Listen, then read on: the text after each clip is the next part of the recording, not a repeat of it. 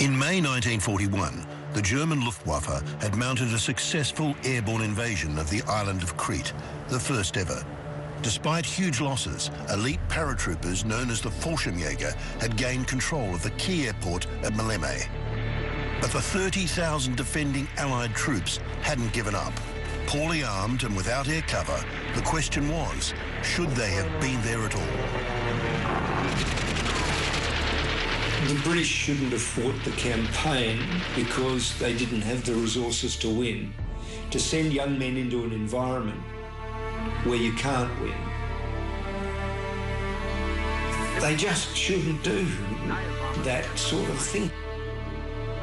The unfortunate aspect, particularly for the Anzacs, for the Australians and the New Zealanders, was that they were actually the only infantry formations who were not actually engaged in fighting the Germans in North Africa at the moment that Churchill insisted that aid was sent to Greece. I don't think British High Command had an option. I think they had to defend Crete, but they probably knew that it was doomed from the outset. Fortunately, the men who fought didn't know that they were fighting a doomed campaign, and their courage stands alone. Despite a looming controversy, Allied troops would mount a series of desperate rearguard actions and sea battles. Their chief aim now was to protect their troops and get them off the island. This is Dunkirk on a slightly smaller scale.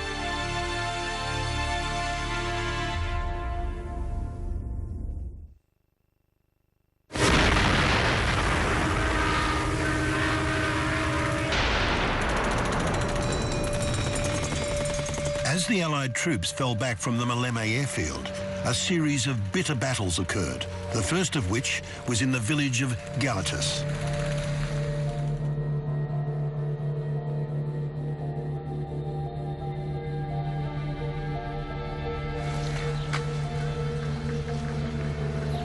Every year, this modest memorial is the site of a commemorative service attended by Cretan and New Zealand dignitaries.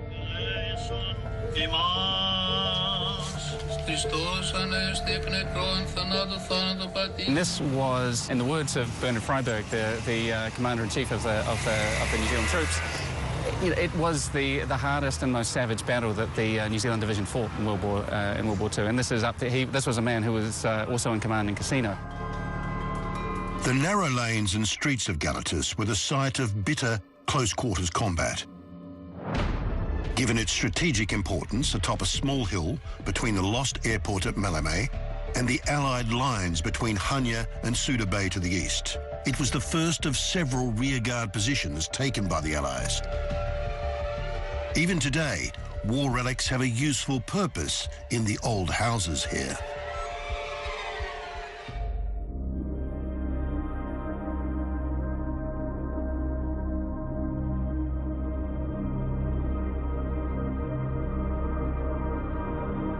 The historic city of Hanya, occupied by the Venetians for 450 years, was heavily bombarded. 13 Venetian palaces were destroyed in a brutal bombing campaign.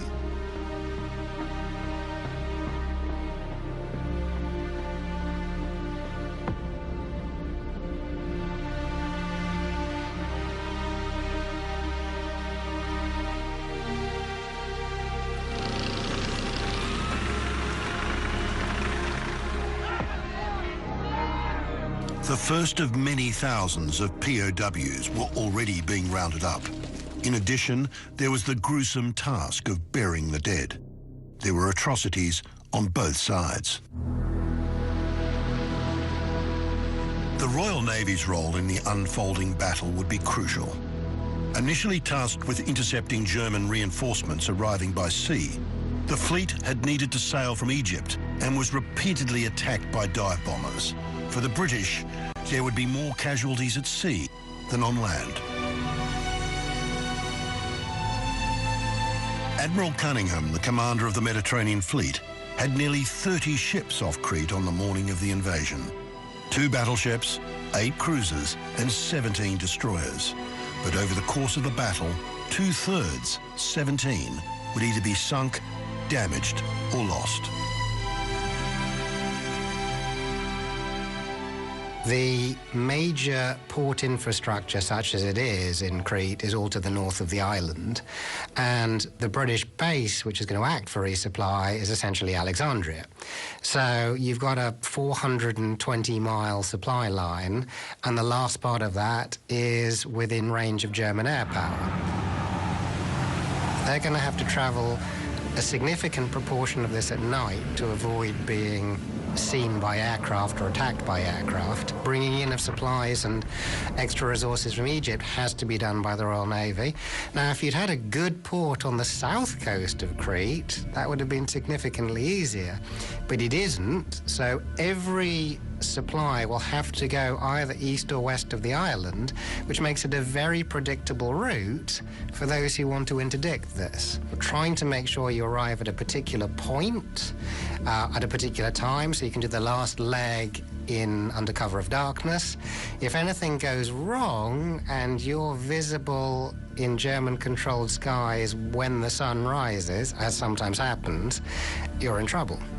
And this puts a lot of strain on the naval personnel, but they keep going anyway. Once we're in Crete, they also have to try and stop the Germans or the Italians landing by sea on Crete, and that obliges them to run operations to the north of the island under German air attack. And the German air attack is very efficient, and when you're at the end of your 420 miles, route, if you face a German air attack, you could expend 70-80% of your anti-aircraft ammunition fighting it off, and then you're left with a decision: do we go home whilst we can still defend ourselves, or do we keep going with whatever particular task we've got? And the men who are operating the ships are under considerable strain, Stuckeritis, as some of them call it, under continuous air attack from German dive bombers and bombers. They lose a lot of people and a lot of ships.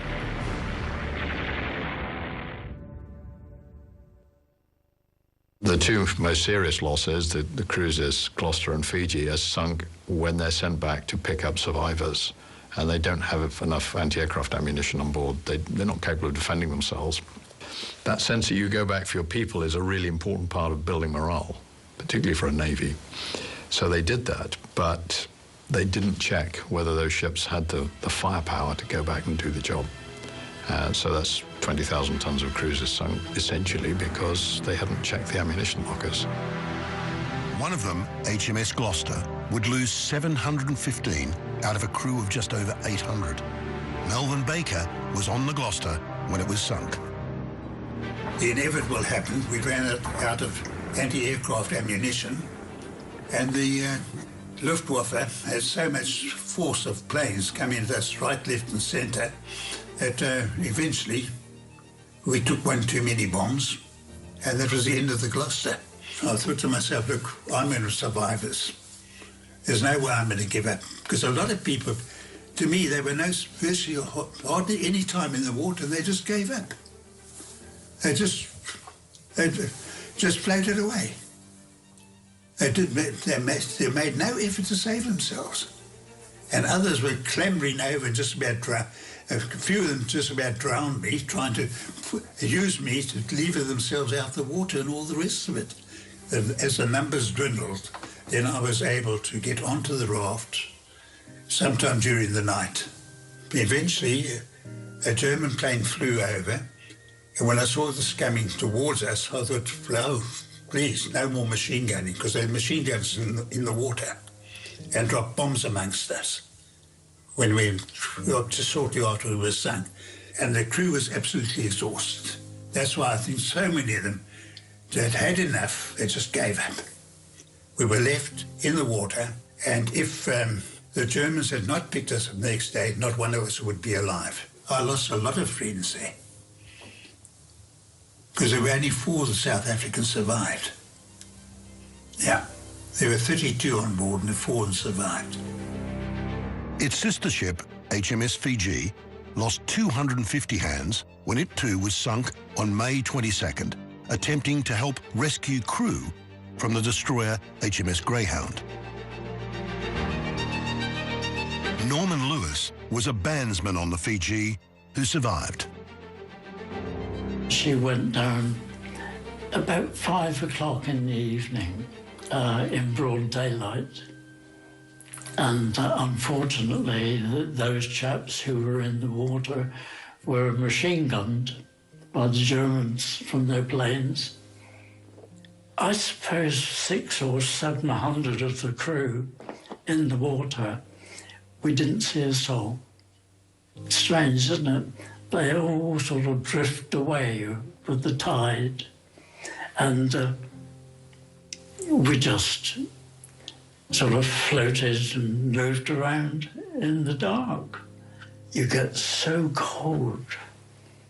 And you just had to keep singing or talking or doing something to keep you awake. Otherwise, you just go to sleep. And away you'd go. We saw that pinprick of light. Just that tiny, tiny light in the distance. And that sort of lifted our spirits. We made for it as best we could. Of the 15 of the band, there were 7 of us, and we thought, well, the other 8 would be on the Kingston. But we wouldn't know until we got back to Alexandra. And when we went ashore and gathered in this huge shed building, there was only one, Albert. The other 6, unfortunately, we lost. Like many, many times, I just asked the question, why? Yeah, why? The HMS Kelly, a destroyer commanded by a great-grandson of Queen Victoria, a future Sea Lord and Viceroy of India, but then only a Captain Louis Mountbatten, was also among the ships sunk. Mountbatten lost half his crew of 200, the others, including himself, rescued from the sea while still being machine-gunned by some of the 27 Stukas that had attacked. He's picked up in the water, and he's brought back and goes on to greater things, and he's able to tell this story many times thereafter. Plymouth has a long tradition as a naval city, and remembrance ceremonies here commemorate the losses at sea during the Battle of Crete. Eve Farden lost her 18-year-old brother when the HMS Gloucester was sunk. My brother lost his life. That's the name. That's my brother. Eddie. He was 18. Mm-hmm. He joined the Navy as a boy to see the world, 16, sailed from Devonport, new ship, never to return. And your mother received a telegram, didn't she? Yes, she received a telegram to say that the ship had sunk in Crete and must presume killed. Then they had another telegram to say that he was safe in Alexandria. Then they had another telegram after the war then, because we expected him to come home. And then after the war, he didn't come, and they said, very sorry, that was a mistake. He was never taken off the ship. So that she had a double blow. Soon, the Royal Navy's role would change, from stopping German reinforcements landing on Crete to a rescue mission, getting Allied soldiers off the island. On May 26th, 6 days after the invasion, the commander on Crete, General Freyberg, let his commanders in the Middle East know the battle was over and the evacuation would begin. The route chosen for more than 15,000 troops was from the battlefields around Hanya up over the central mountain range to the small port of Horosfakion, known as Fakia, where Royal Navy ships would spirit the survivors across the Mediterranean to Alexandria in Egypt. Crucial in delaying advancing German troops now moving east from the Maleme airfield was an action fought here. It is known as 42nd Street. With troops now falling back, the front line now centred on this sunken road that ran southeast from Hanya to Suda Bay, the giant naval port and harbour that had been crucial for incoming supplies delivered by sea. 42nd Street would become the last hurrah for the defenders of Suda Bay, mainly New Zealand and some Australian troops, who would undertake most of the land combat operations on Crete. As the two sides slugged it out, Maori soldiers from New Zealand reverted to traditional methods. Their war cry, known as the haka. More than 80 German troops were killed in the action. They have a warlike tradition, and they're extremely brave, and there they were, and they killed a lot of Germans. In fact, difficult to stop them and pull them back.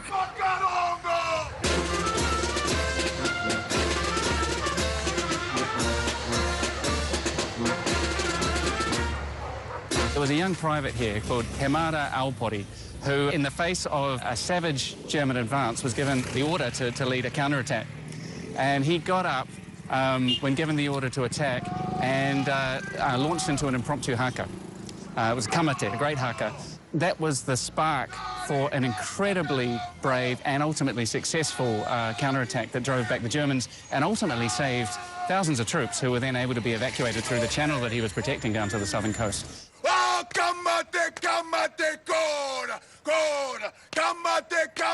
Today, the 42nd Street ceremony features a reenactment of the haka by Manu Bennett, whose father led a battalion that saw action in Crete and the Middle East.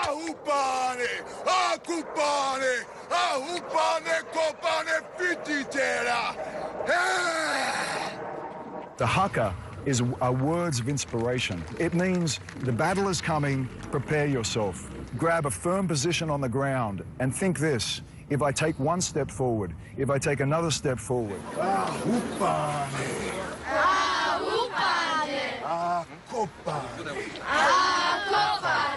If I look to the sun, if I make enough noise so that the sun can hear me, then I will live to see the sun again.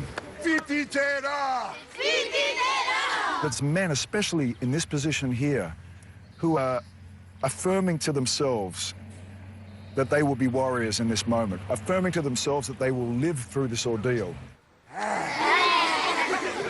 And they stood here and they did this haka that resounded all through this area. They actually created enough fear from their performance that they overcame even the resolve of the German military in this area. And that's why this battle is remembered, because it was one time where Māori truly behaved like Māori warriors, and with the haka they won a battle.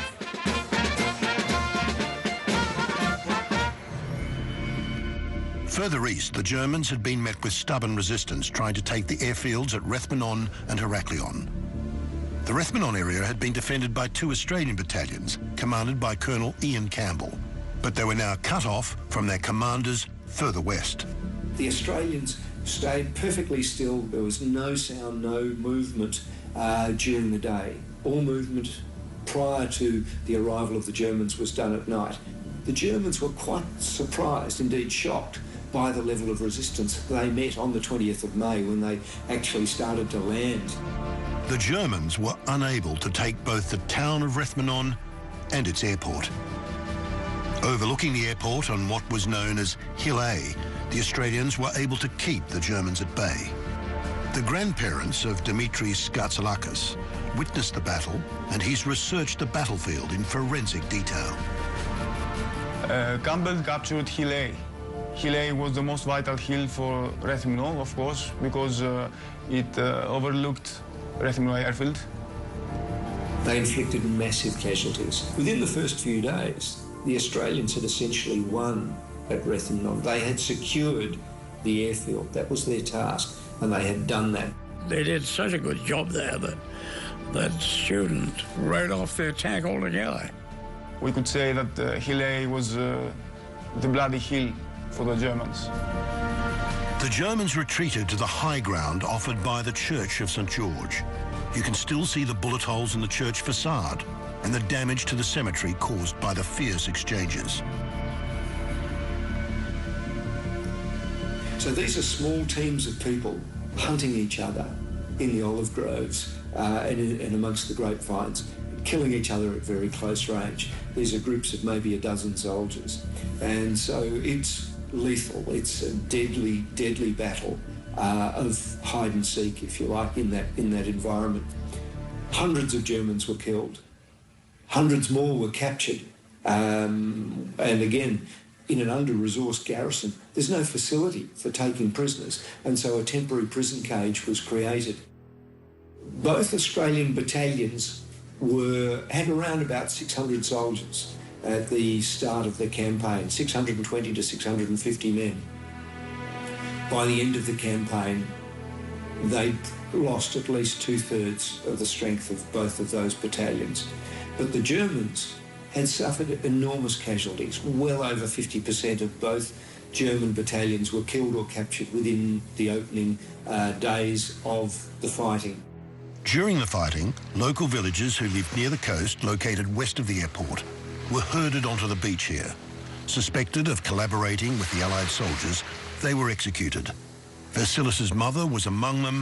He never saw her again. Η δεύτερη εκτέλεση έγινε πάλι για τους άντρες από το άλλο καφενείο. Τους έφεραν εδώ ακριβώς, εδώ που είναι το κινοτάφιο. Τους γάζωσαν και μετά τους έριξαν βενζίνα και αυτά και τους έκαψαν με το αυτό για να μην φαίνεται τα... Φτάσαμε εδώ πέρα, αυτό είπα και προλίγου. Αφού λοιπόν έδωσε το σημείωμα, αρχίσαν να μας κλωτσούν και να μας πηγαίνουν από εδώ. Αυτό το κομματάκι από εδώ πήγαμε μέχρι τη θάλασσα, μέχρι εκεί. Εγώ με τη μαμά μου, τον πατέρα μου, τη γιαγιά μου, τη θεία μου, όλα μαζί. Αγκαλιές, φιλιά, κλάματα. Και σας είπα και προλίγο ότι θυμάμαι τη μάνα μου που έλεγε ότι αν σωθεί κανείς, με τα κλάματα να κοιτάξει τα παιδιά, είπε στους άλλους που είμαστε μαζί. Vasilis says he was saved by Australian soldiers raining fire down on the beach, disrupting the massacre. Δηλαδή, αυτό που σωθήκαμε ήταν ότι οι Αυστραλοί και οι Αγγλέζοι βάναν από το... πέρα από τα υψώματα που λέω το αυτό και πέφτανε εδώ κάπου οι οβίδες και φοβηθήκαν οι Γερμανοί το βράδυ, οι εκτελεστές, και φύγανε. Και έτσι μείναμε ζωντανοί όλη νύχτα περιμένοντας το εκτελεστικό απόσπασμα. Δεν ξέραμε που πήγανε. Όσο μπορώ σου βοηθάω, πατέρα. Meanwhile, Freiburg's evacuation order hadn't been picked up by Colonel Campbell's Australians. The Australian battalions were effectively abandoned, but carried on defending the airport. They would eventually surrender. Campbell and his surviving troops spoke about it in 1991. I went down the little path onto and across the airstrip and surrendered my force at Redimo. We all went down onto the airstrip. The Messerschmitts came in and did their ruddy victory roll over us, and we just sat on the airstrip, and they said, just shut your tin hats in a heap, and that was it. By far the biggest proportion of Australian troops who ended up as POWs were taken in Greece and Crete.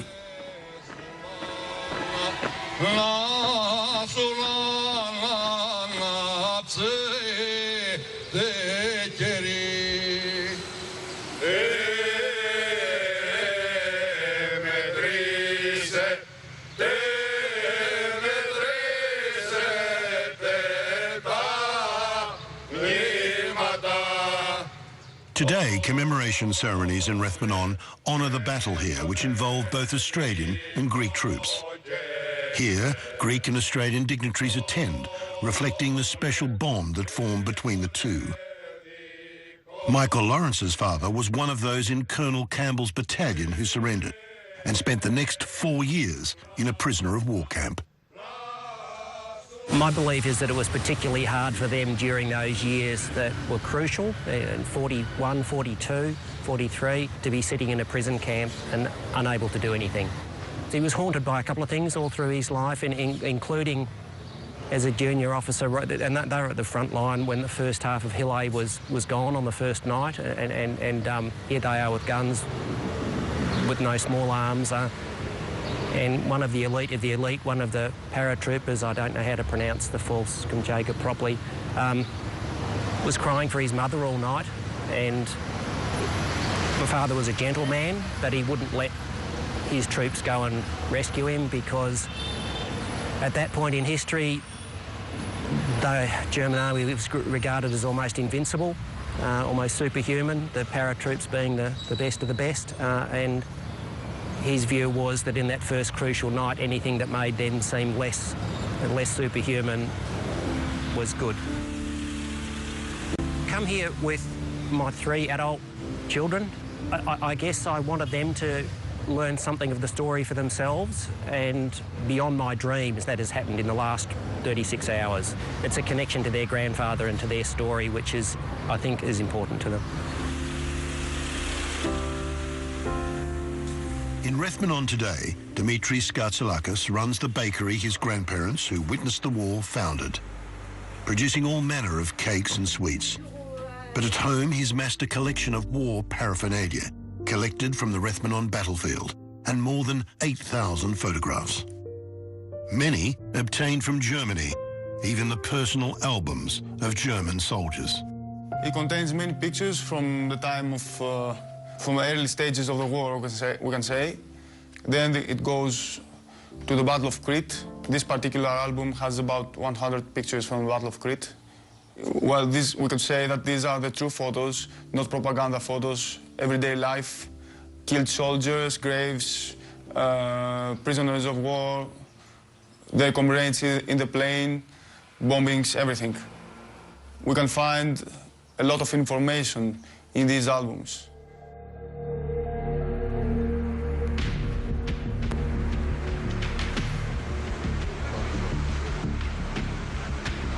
Further east, in Heraklion, the German paratroopers had been dropped on and around the city.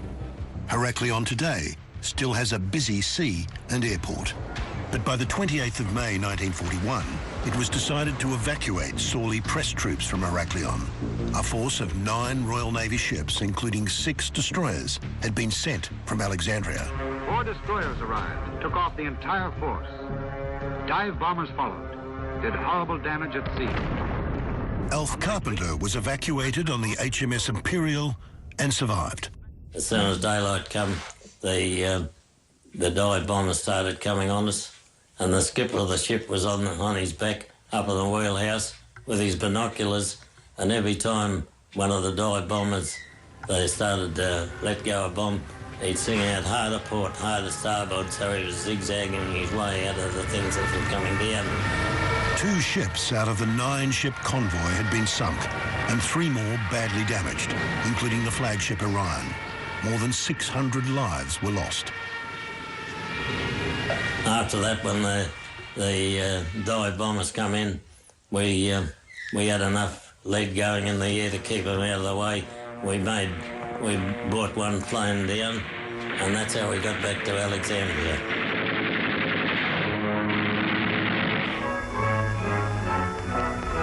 Englische Arroganz. Jetzt noch frech werden, Tommy. While many Allied soldiers on the north coast were surrendering or being evacuated, thousands were heading for the south coast in hope of an evacuation by the Royal Navy at Sfakia.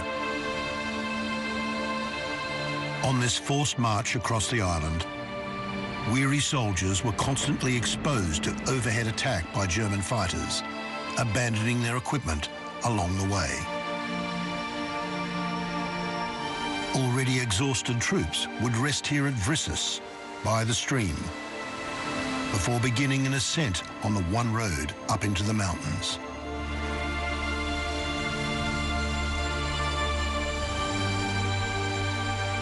Nowadays in spring, brilliant red poppies line the road to Sfakia. In 1941, it was little more than a dirt donkey track.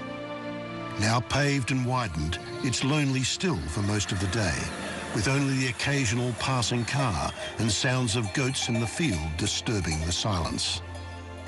Traditions remain on Crete. Today, shepherds and their sheep take priority on these narrow mountain roads. As it winds up, the landscape becomes rocky and barren. All along the road to Sfakia, rearguard troops were installed at strategic points to slow down the German pursuit.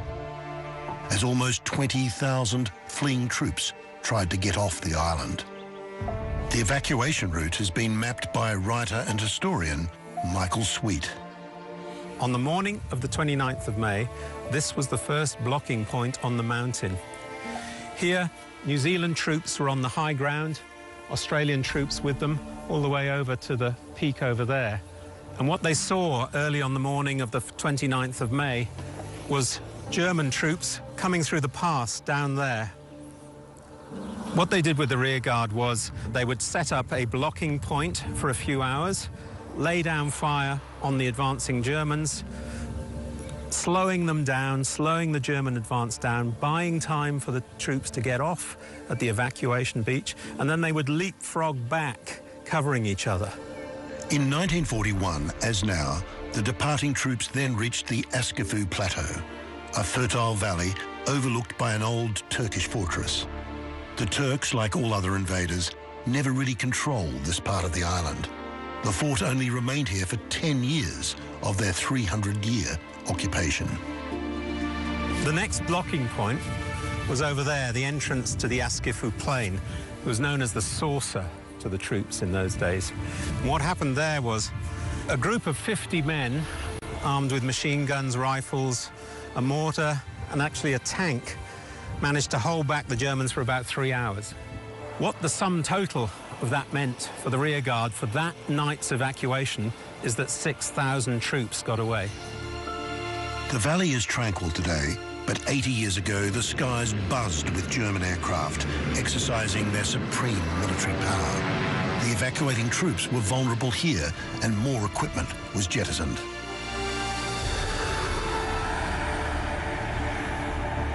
It's found a home in a private museum run by Andras, whose father started it just after the war. He also collected German equipment later found abandoned. It gives an idea of how well equipped the Germans were. These backpacks were fur-lined, so as to be used as pillows too. Continuing on, the road to Sfakia then descends down precipitous gorges and mountainsides. The hairpin bends today give an indication of the journey thousands of soldiers had to make by foot. The road stops 3 kilometres, 500 feet above the village of Sfakia and the coast. We're at a position where the old road finished. And the aim was to get to Sfakia, which is over there. There was no modern road in those days. There was a goat track, basically, from where the old road finished through to Sfakia. Thousands of them came down. It's hard to imagine the scale of what we're talking about here. Thousands of them had crossed the White Mountains, were coming down the gorges, were going towards Sfakia or towards Komitadis. You have to imagine that this plain was full of thousands of soldiers. And they all wanted to get on the boats. They were exhausted. They had fought for 7, 8 days. They had had hardly any food. They had been harassed in the daytime by German fighters for nearly 2 weeks. They were at the end of their tether. They were in a dreadful state. They were so hungry and thirsty then that some of them resorted to chasing wild chickens, killing them and eating them raw. That's how bad it was. The Germans had split up. They had come forward from Askifu. They had gone down the ravines on the right-hand and the left-hand side. And on the night of the 31st, the last unit that was on this mountain, protecting the troops going to the beaches, was the 2nd 7th Battalion, the Australian Battalion. A lot of those blokes were carrying ammunition in their pockets. Some of them were barefoot. They were carrying any rifles they could pick up. They'd fought a great rearguard action, fighting the Germans every step of the way. You know, very, very gallant retreat. The Germans knew if they pushed them too hard, they were going to butt up against some very, very fine soldiers, some well-disciplined soldiers.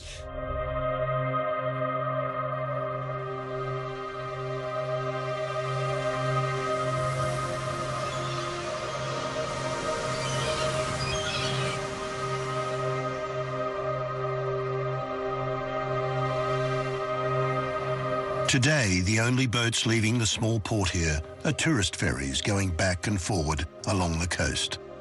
Tourists queue in orderly fashion for tickets.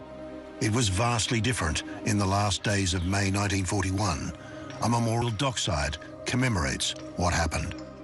This is the beach at Evacuation, the end of the road for the Allies in May 1941. It was here on May the 31st that the last evacuation took place.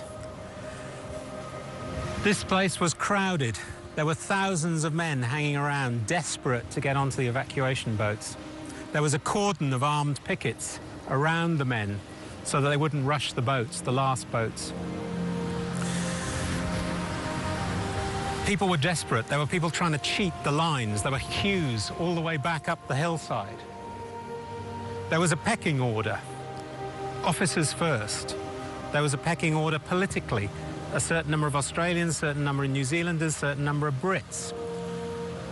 But people were trying to get past the ordering system, so that people would try and cheat their way through the lines, push their way through. This is all happening in the dead of night, yeah, with these throngs of soldiers hanging around, hungry, thirsty, desperate to get off this island.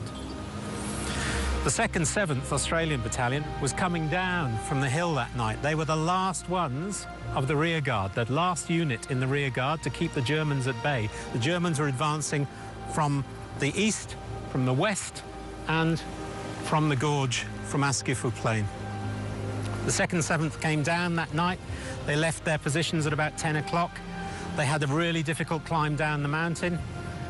Then they got to the thousands waiting, who resented them going through the ranks, going through the lines. They finally got here to the harbour's edge, and they found that the last barge had gone. And what they could hear in the distance a little while later was the hawser, the anchor, being taken up on the destroyer. And they, along with 5,000 other troops, would stay here, abandoned, and become, almost all of them, prisoners of war.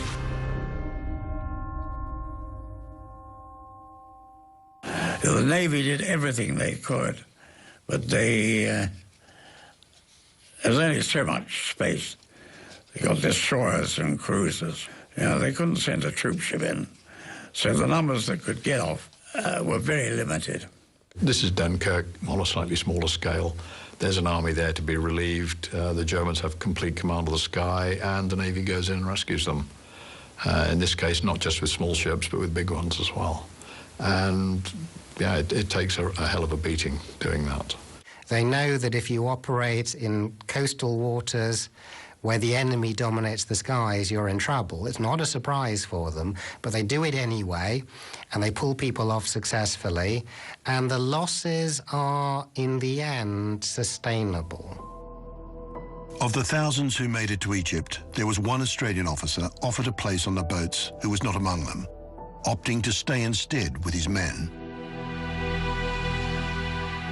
Colonel Theo Walker then walked several kilometres along the coast from Sfakia to the small village of Komitates.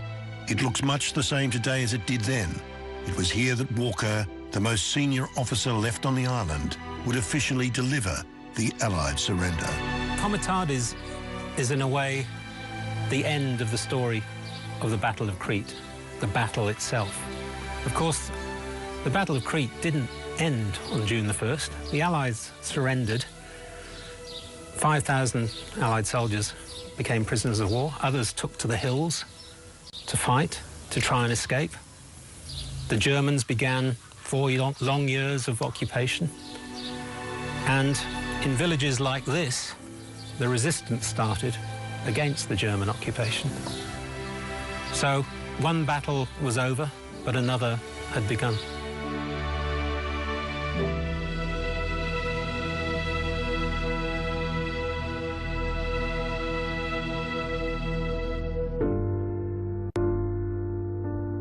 For the Anzac forces, the Battle of Crete represented a reminder of their famous defeat at Gallipoli a quarter of a century earlier. A campaign that, ironically, had made heroes of the battle commanders on Crete. For New Zealand Commander General Freyberg, another Gallipoli hero, who in the end had spent 10 years of his life fighting the Germans. He would spend the rest of his life defending his decisions and tactics, which his critics maintained lost the island. For the man that commanded Australia's ragtag Cretan forces, Australia's most decorated soldier, General Blamey, also a Gallipoli hero, it was a blemish on a glittering career that had spanned 2 world wars. He was accused of evacuating himself off the island before his troops, and he and other World War I veterans could not escape the criticism that they were old and out of step with modern-day warfare. One of the problems that the army on Crete faces is that they're led by people who've done this all before on the other way. You know, the Allies, British Dominion troops tried to get into the Gallipoli beachheads. Blamey and Freiburg are both there. It doesn't work. So invading across the sea, probably not going to work. Probably made them feel quite confident. They're sitting there with quite a lot of troops. They've got the Royal Navy behind them. What can go wrong? And also, being a brave and effective junior leader in the First World War doesn't mean you're going to cut the mustard as a senior leader in the Second World War. And quite a lot of soldiers fail to make that transition from commanding men under fire to actually conducting war. So the great generals of the Second World War are few in number, and none of them are on Crete. In military terms, it's a young men's game, and they were older than Napoleon was at Waterloo. And we see the same thing with Napoleon, where he knows what he wants to do. His strategy in getting to Waterloo is superb, but his timing is off in the battle itself. Despite the huge losses, these were papered over and the battle was marked with victory parades back in Germany. The invasion of Crete was celebrated by German propaganda at extraordinary length. Dem deutschen Soldaten ist nichts unmöglich. The propaganda would ultimately prove empty. The German boxing champion Max Schmeling, who beat Joe Louis in 1936 to become world champion, became a Nazi pin-up. He jumped with the paratroopers, but hurt himself landing, although the Cretans say he was wounded. It's a great PR coup. Nazi Germany's super athlete lands as a warrior on this hostile island. It's perfect. You can just imagine how Joseph Goebbels is going to work this into his next publicity broadcast. So modernity is a key element of fascism, and the parachute invasion is a very modern response. Nazi propaganda pronounced a triumph as awards for the paratroopers were dished out by their commander-in-chief Hermann Göring. Losses were extremely high, however. German commander General Kurt Student would dub Crete the graveyard of the German paratroopers and a disastrous victory. Almost 2,000 German troops were killed on the first day of the invasion alone, out of 4,400 dead. Another 2,600 were wounded in less than 12 days of fighting. Dead and wounded meant half the paratroopers' fighting force became casualties. Normally, you would expect 3 times as many wounded as killed in a conventional battle. Here we found that there was far more were killed than wounded, which gives you an idea, actually, of quite how lethal the fighting was. The number of casualties meant that Hitler would never again approve the use of paratroopers in such large-scale operations. More than 250 aircraft, including 150 of the Ju-52 transports, were lost. And they don't have 250 aircraft to throw away. They're about to launch the biggest operation of their Second World War, Barbarossa, and this air force is going to move out of Greece up onto the Russian front. They lose a significant number of pilots, and all the way through the war, quality personnel are going to be critical. By the end of the war, the Germans have plenty of planes, but they've run out of pilots. And they end up with a very large commitment to garrisoning Crete, which ties down a lot of troops for the rest of the war. Because the one thing that the Cretans demonstrate is they really, really, really do not like the Germans, and they still don't. On the Allied side, 3,000 were dead and a dozen warships lost. More than 12,000 Allied soldiers would be taken prisoner of war, 1/3 of the defending force. Crete is a position that should have been held, but there's a complete failure of joined-up thinking. If the Royal Air Force had had single-seat fighters operating off Crete, there would have been no Stuka attacks on the Royal Navy, and the Royal Navy would have operated much more effectively because it would not have been under constant air attack. The Air Force had to support the Army and the Navy over Crete, and they didn't. The loss didn't go down well in some parts of the British Empire.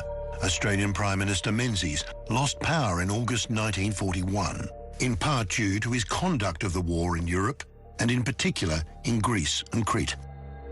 Menzies doesn't come out of this very well because he had agreed to go to London for a 3-4 month period to sit in with the British War Cabinet to concert Australian plans in the overall strategy. New Zealand Prime Minister Peter Fraser was in Alexandria, welcoming his evacuated and exhausted troops and urging the British to go back to Crete to get more.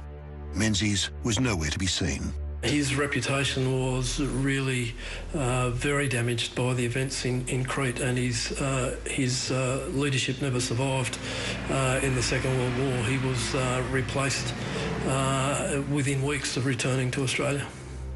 Australian historians blame Churchill for deceiving the Anzac forces. He committed the Australians and New Zealanders and the rest of the expeditionary force to Crete to a hopeless cause, really.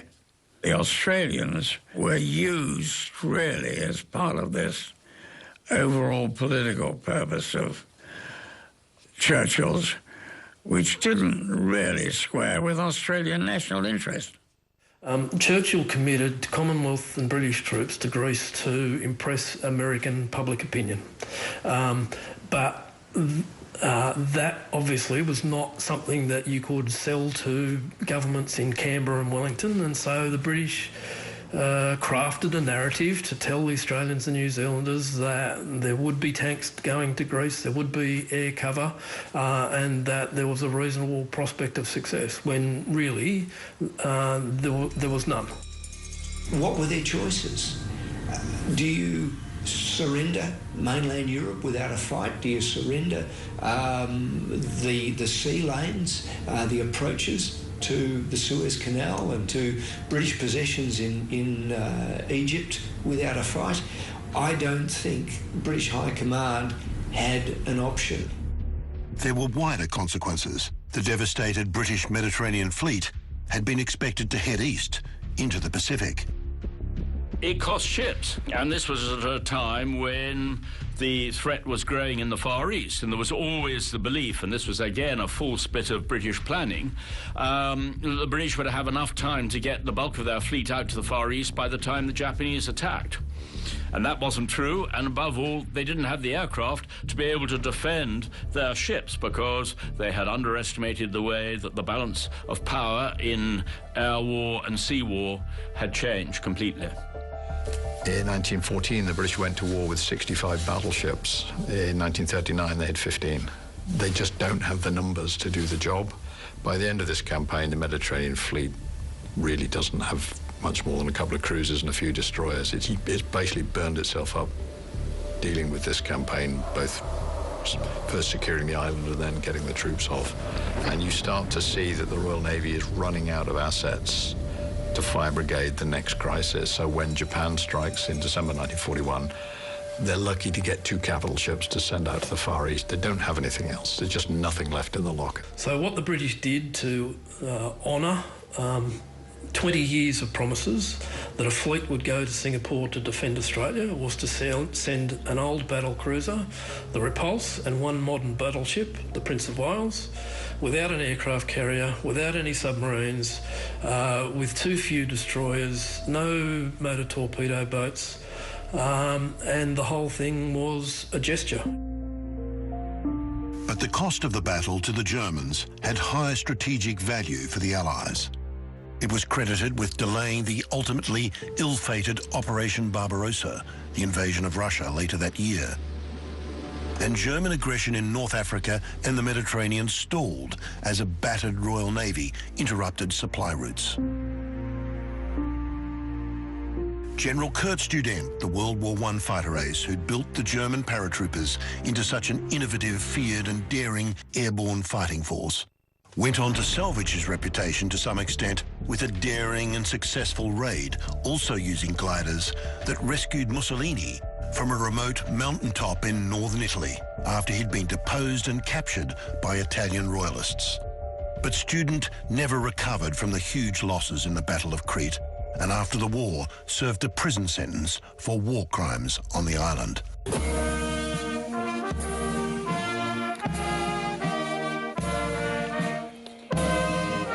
Overlooking Maleme Airport today are the graves of the feared Fallschirmjäger, or sky hunters, more than 3,000 killed in the Battle of Crete alone. At the commemoration ceremony, veterans from past and present paratrooper divisions are in attendance. This being together, the staying for each other, living together, fighting together. This is a specific, very specific ethos. It is what we call in German Kameradschaft.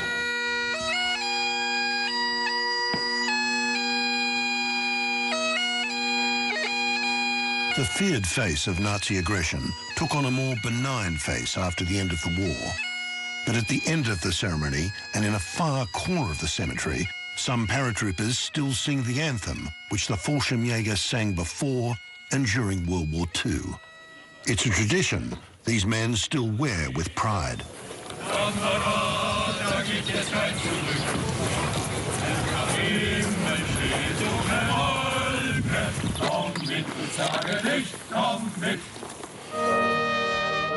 Today, German dignitaries attend the main Allied memorial services too. But even 80 years later, Germans find themselves in an uncomfortable situation. As the aggressors, their shocking losses and counterclaims of atrocities still receive scant attention.